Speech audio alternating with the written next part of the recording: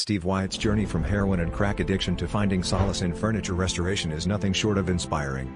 Battling through his darkest days, Wyatt discovered that immersing himself in the meticulous craft of restoring furniture not only served as a powerful distraction from his past but also became a vital part of his healing process. Today, he shares his story to inspire others struggling with addiction, proving that finding a new passion can be a transformative tool for recovery. Wyatt's experience highlights the profound impact hobbies can have on personal growth and underscores the importance of sharing one's journey to help others find their path to healing.